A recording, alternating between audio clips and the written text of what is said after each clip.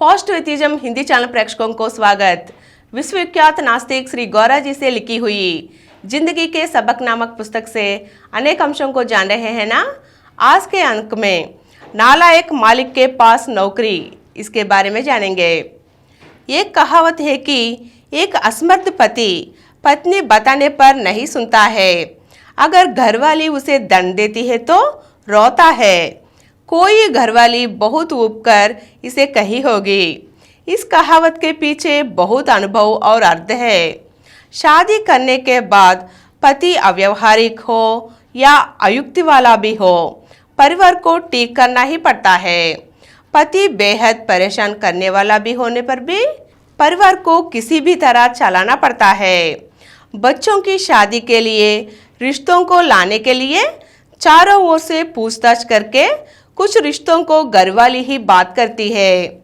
हालांकि मर्यादा के लिए अंत में हाँ कहना पति को छोड़ देती है, लेकिन यह सन की अपनी प्रतिष्ठा की रक्षा नहीं करता। एक पिता के रूप में अपने अभिजात को दिखाने की कोशिश करते हैं। कहानी में चींटे के समान किन्हीं रस्मों के बारे में, औपचारिकताओं के बारे में बात को डाल देता है। उसके साथ रिश्ता नाश होने तक आती है। ऐसे पति के साथ महिला परिवार को चलाना बहुत मुश्किल है, छोड़कर जाना भी मुश्किल है। सभी नालायकी कार्यों को ठीक करते हुए बहुत सावधानी से चलाना पड़ता है। जिस प्रकार एक महिला को सनकी पति के साथ गृहस्थी चलाना मुश्किल है, उसी तरह एक पुरुष के लिए नालायक मालिक के पास नौकरी करना पेट भरने के लिए या मर्द का लक्षण है करके नौकरी करता है। कोई गारंटी नहीं है कि नौकरी में अपने अधिकारी समझदार होता है। नौकरी प्राप्त करने के लिए कई लोगों के सिफारिशों की जरूरत है। इस स्थिति में एक समझदार व्यक्ति के पास ही नौकरी करने की इच्छा रखना हवाई किला बनाना होती है। आजकल के दिनों में यह बहुत ही कठिन है। बहुत से अधिकारी अपनी शक्ति व दक्षता के कारण अधिकारी नहीं बने। कोई अपने दादा या पिता से प्राप्त संपत्ति से कोई व्यापार या व्यवसाय बड़े पैमाने पर शुरू करता है या एक स्कूल का निर्माण करता है। उस संस्था की अपने भतीजा या साले को मैनेजर बनाता है। उस मैनेजर को काम करना मालूम होने की जरूरत नहीं है। वह उस भाग्यशाली व्यक्ति का रिश्तेदार होना ही उसकी योग्यता है। कभी कभी जाति के पसंद और नस्लवादी के पसंद के आधार पर भी उच्च पद मिलते हैं। इन मालिकों को काम करना नहीं आता है। अगर मालूम नहीं होने पर भी सीखने के लिए भी कोशिश नहीं करता है। उन्हें डर है कि अगर कोशिश करेंगे तो असलियत बाहर आ जाती है। एक बार एक सफेद अधिकारी को एक कार्यालय में कोषाध्यक्ष के रूप में नियुक्त किया गया। उसे कार्यालय के पैसों पर उसका ही अधिकार है। वह नया नया इंग्लैंड से आया है। वह इंग्लैंड में बस के कंडक्टर के रूप में काम करता है।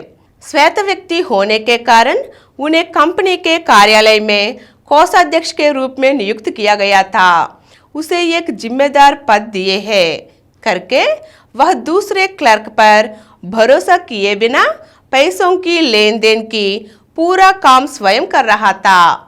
पुस्तकों में जमा और लागत लिखने का काम क्लर्क लोगों को छोड़ दिया।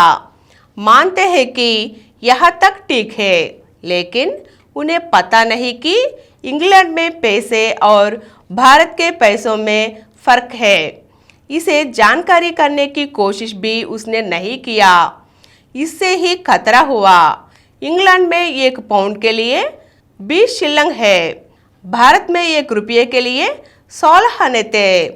यह पता नहीं होने के कारण एक रुपये के लिए 20 आने मानकर उसके अनुसार ही गिनकर पैसे देना शुरू किया। किसी को 2 रुपये 6 आने कार्यालय में भरना पड़ता तो वे लोग 3 रुपये देने पर वापस 14 आने देता था, क्योंकि उनके अनुसार 20 में से 6 निकालते हैं तो 14 बाकी है। इसे देखकर एक क्लर्क उसे ठीक करने की कोशिश किया, लेकिन उसे नॉनसेंस, ये मुझे मालूम नहीं है क्या कहते हुए आंखें लाल कर दिया। सच में उसे जमा और लागत लिखना या देखना मालूम नहीं है, इसलिए उसने क्लर्क लोगों को उसे छोड़ दिया। इंग्लैंड में उनका अभ्यासित कार्य है टिकट देकर पर्याप्त पैसा लेना। कोषाध्यक्ष बनाने के वही काम यहाँ भी किया था। उसे मालूम नहीं हुआ कि रुपये के लिए कितने आने हैं। जो काम करना उसे मालूम नहीं है, उस काम में नालायक काम करने के कारण हाथ जल गया। गलती को सुधारते समय पर 40-50 रुपये का नष्ट हुआ। नालायक अधिकारी को खुद को मालूम नहीं होती और वे दूसरे बताने पर मानते ही नहीं। आज के अंक में नालायक मालिक के पास नौकरी के बारे में जान चुके हैं ना। अगले अंक में और कुछ अंशों से मिलेंगे। धन्यवाद।